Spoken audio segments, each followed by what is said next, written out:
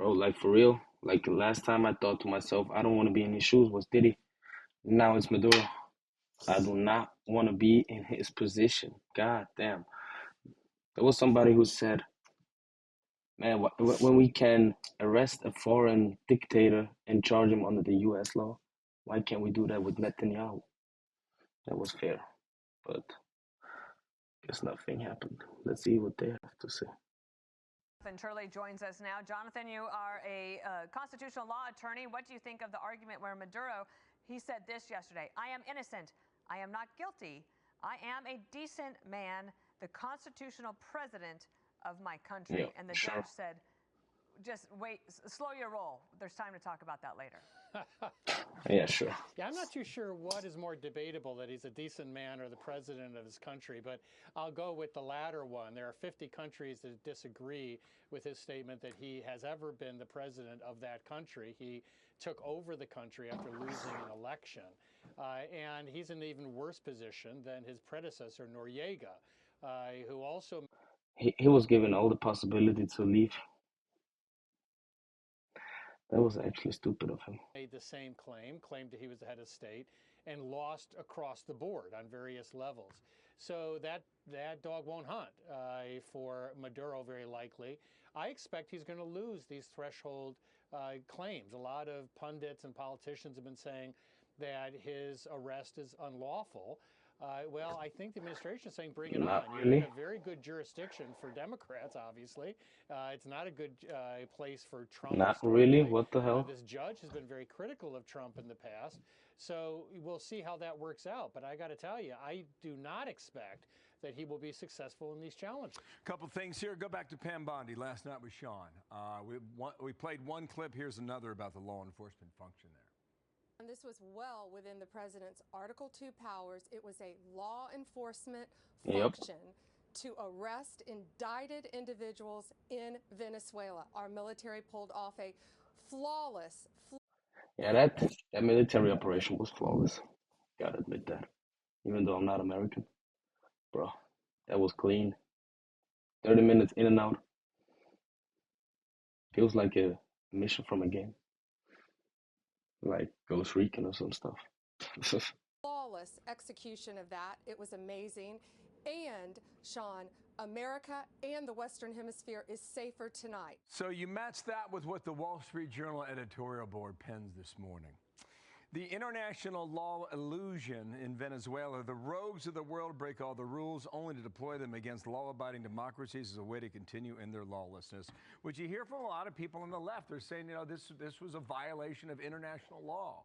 By the way, what we found out yesterday for Noriega, it took 20 months to get. He enabled drug cartels. That's all you have to know. That's like basically it. To trial. The trial lasted 7 months, all total 30 months from his capture to his conviction. Is that what we're in for? Yes, but I think it's going to be even more difficult. I've been on the defense side in the past in classified national security cases. And I got to tell you, it's like invading Russia in winter. I mean, the minute you're designated as the cleared counsel, as I've been in those cases, you sit in a little metal room called a skiff, and you go through each of those documents. And as defense counsel, you're going to want to see them, and you're going to challenge them. These are documents that were gathered, evidence that was gathered for national security purposes, not with a prosecution. Not just national security purposes, like there's other purposes behind it, which are not being displayed officially, publicly. Never forget that. Mind. So it takes a long time. So we're not going to see a jury at least for a year. If we have a trial with get comfortable, Maduro. A truly City's impressive waiting. case. But in terms of the case against Maduro, keep in mind that the indictment here is really crushing. Among other evidence that could very well come forward, you're going to have testimony potentially of his former head of military intelligence who confessed to being part of a drug cartel with Maduro. That's pretty devastating type of testimony that could be coming out. There's so many things to ask about. One of them, I do want to ask about something. Yeah, he's cooked. To what the Wall Street He's Journal cooked, Chet. editorial board was saying. You have countries in the region saying that they support the action. And then yesterday at the UN Security Council, you had France complaining. And I wonder about and others. Well, yeah, yeah, the others did too. But I just noticed. Okay, France, sit down. Well, you know, France, I thought was with you, Dana. I thought that was quite notable. You know, after we snatched Noriega, France asked to prosecute him, and so I've seen a video where someone said like, why is he why they changed his outfit 4 times in the course of like 10, 12 hours. Why? Made me think about a lot about that.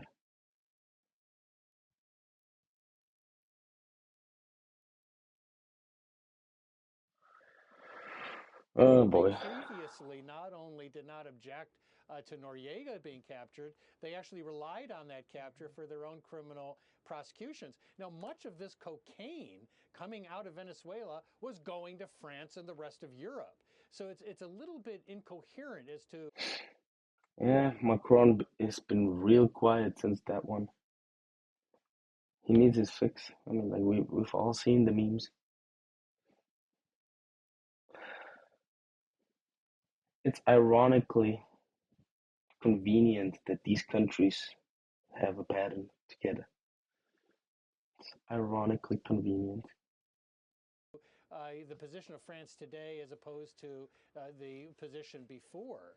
But you know, you have a real division here. You've got House Democrats and House Senate members on the Democratic side who are not objecting to the capture.